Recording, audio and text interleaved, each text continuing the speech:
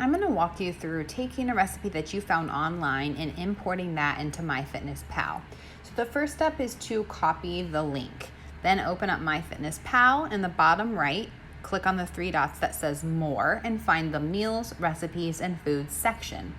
Here you're going to click on the blue bar at the bottom to create a recipe, and you're going to add from the web. You're going to actually paste in the website that you found and hit go. This is going to pull the website that you found and link this to your recipe in your recipe box. Once you make sure that it's what you wanted, you're going to import recipe by tapping the blue strip at the bottom. The first thing you have to do is make sure they have all the ingredients.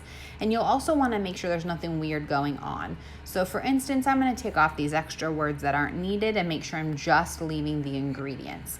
I also see that there is no biscuits accounted for the biscuits and gravy.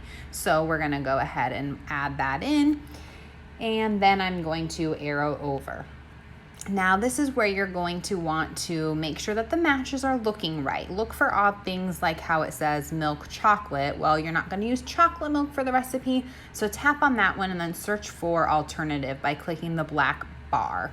Now you're going to type in the type that you would use for the recipe. So as a food accountant, knowing that I want to keep my fat in check, I'd use skim milk. So I'm replacing that chocolate milk for a skim milk. The next thing you'd want to do is take a look and see, are all these ingredients available to me?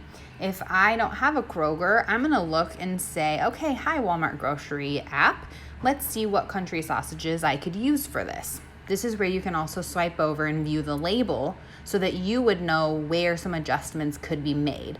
If you're noticing something is high in fat, well then you know to modify the amount that you're using for that. So tap on the ingredient that you need to replace and search for an alternative. Then type in the brand that you know that you're going to be using.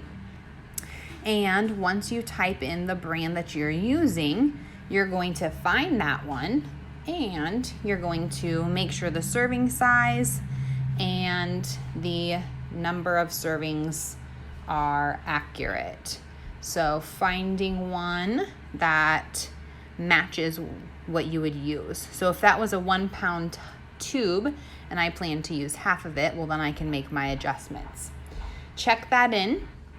This is where you can also look to see if you might be maybe tweaking anything. If I know butter's high in fat and I'm actually gonna decide to take that out, I can just swipe to the left and delete.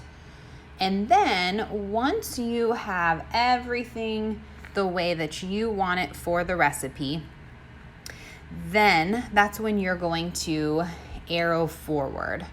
So click the arrow in the top right to arrow forward.